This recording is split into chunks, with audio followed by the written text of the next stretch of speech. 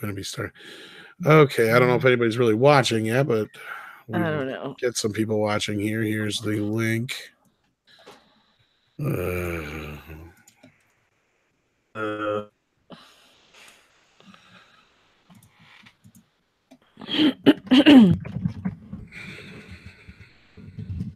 this is the most inaccurate thing about Wreck-It Ralph 2, the fact that you could become so popular on the internet and make $50 million. Okay, so... Because this shit will happen.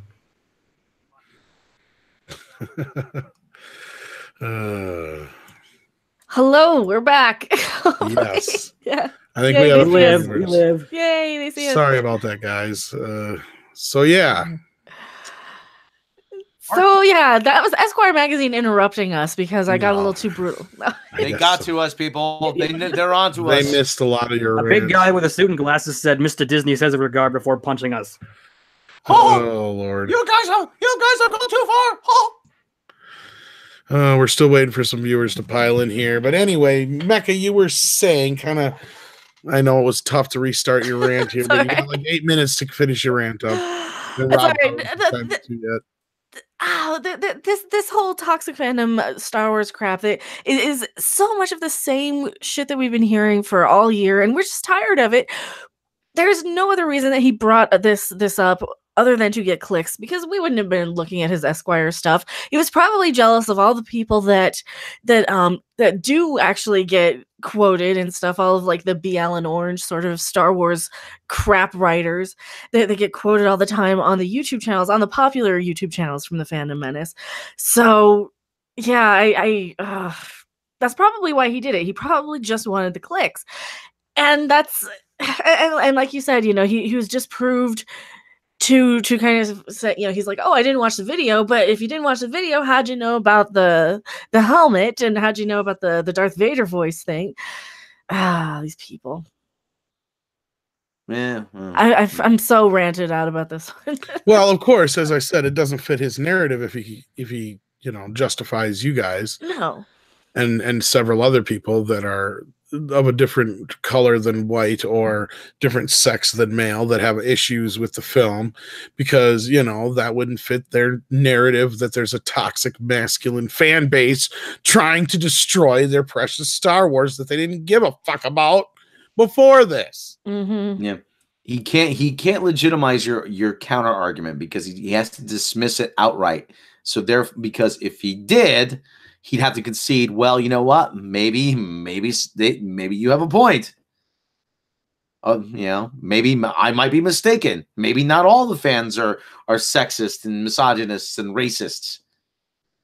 Yeah, and if it's such a small minority, why would he have to even mention them? If it's like such a tiny little bit, oh yeah, just for the click. That's the only reason he did it, just so he knows that, we're all going to be so overly sensitive for it. Even if we know we're not like the sexist, racist ones, there's so many people who will see the headline, they'll see that little snippet, and then they will lump us all together, no matter what he says, because he knows that's how people read these articles, or at least the masses do. Like, in this community and in our chat and everything, we tend to read the whole article. We're not stupid, but there's so many people out there who will just kind of quote that. Everybody has like the friend of the friend or the coworker who will just quote something like, oh yeah, I thought this person got bullied off of Instagram, or I thought that it was because of the toxic fans who hate women. Brand article. Yeah, and they keep bringing that up too, like, oh yeah, or she came out and even told the New Yorker about Hollywood telling her that she was the wrong body type to play like the sexy leading ladies and shit. It's like they don't even read what they're quoting. They spin it to fit their narrative, even though that's not what she was even talking about. Not only that, we've had like proof after the fact that the Russian bots were part of the ones who were bullying her on Instagram and social media. So, according to them, yeah, according to them, because not only that, I've even had people send me stuff, and I can't legitimize this in any way, so it's just take this as rumor, but that a lot of these things were even set up by pro Star Wars, pro Disney people in certain aspects to make it look like it was Disney or anti-Disney fans and Star Wars fans. And who's to say that a lot of the misogynistic, racist rants that did end up getting out there weren't those? So you can't even legitimize that shit half the time. Are you implying it's all a false flag? Some of it. I'm not saying there isn't any. See, that's the thing. There is, but the it was just like Ghostbusters. You know, it was like, okay, they kept quoting the same 3 fucking comments in every article for months. It's like, okay, if there's such a toxic male fan base, then where are all the legitimate arguments that are getting deleted in comments and all that kind of stuff going? You know, it's the same with a lot of other things we cover here at Midnight's Edge, and that's why we're here. We don't even, you know, it's why we exist.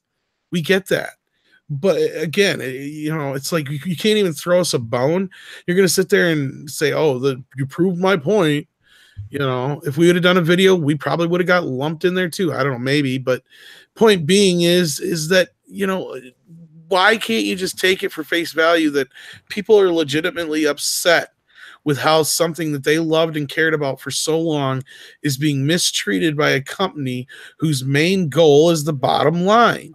I mean, we get that. All companies are like that. But you can at least say that the first Star Wars movie has a lot of heart in it. That heart carried through into Empire, not so much Jedi. And yeah, it just waned even more down the road. But now what is this garbage we're getting here? And this is what's going on with Disney. And all this has to do with copyrights and streaming and getting a bigger demographic at Disney than just the little girls. It's all this game that Disney's playing. And what I mean is their copyrights are coming up for all their Disney characters.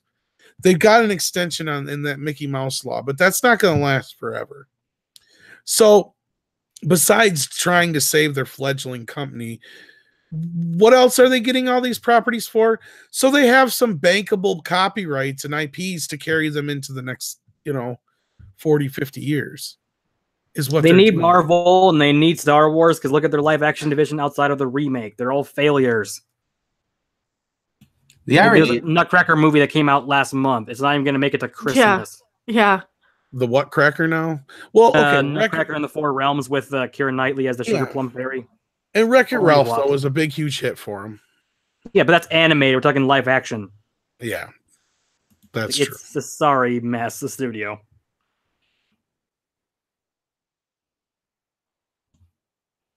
Rob, you've been silent as fuck. Let's hear it.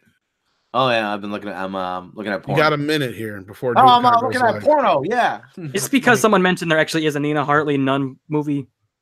I think so. He's been watching it for a while. Nuns with buns.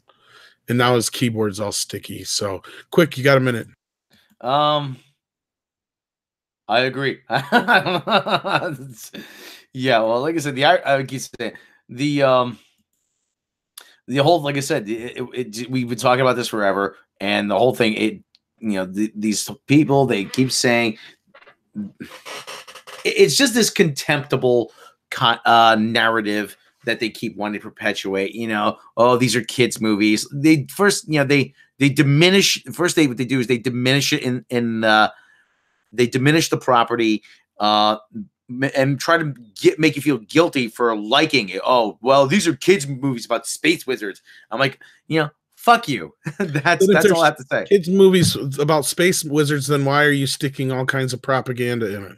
Yeah, why? Yes, exactly. And why is the target why is the main demographic of people who actually show up to these movies people in their 30s? And like the only people who watch the Star Wars movies who are little kids are like 7% of it, of the whole demographic.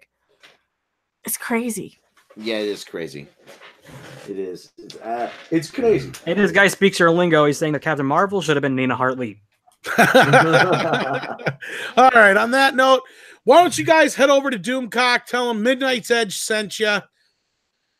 Let's make some noise in his comments over there. I'm going to join him too. But be sure to let him know that we sent you over there, and please hit the like and subscribe button if you haven't already, and all that good shit. Check out Patreon. We got our Trek Log cartoon up over there. I'm sure Doomcock's getting started, so let's roll over there. Guys, thanks again for joining us. We're going to make this a quick ending. Sorry for the whole fuck up. Yes, sorry for the fuck up. Yes, click like, subscribe. Go to my channel, click like, subscribe. Mecca, quickly tell them about your channel. I'm Mecha42, and I rant about stuff. And thanks for joining us again, Tyler. Okay, I got a podcast and a forum, and I really like doing all this stuff. Buy my book. Buy my book. Buy my book. Buy my book.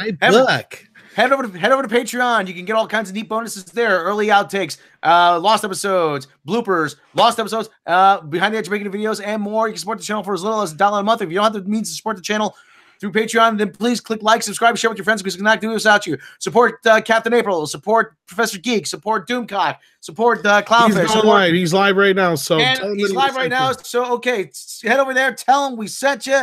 And everybody, thanks for joining us. We will see you next time.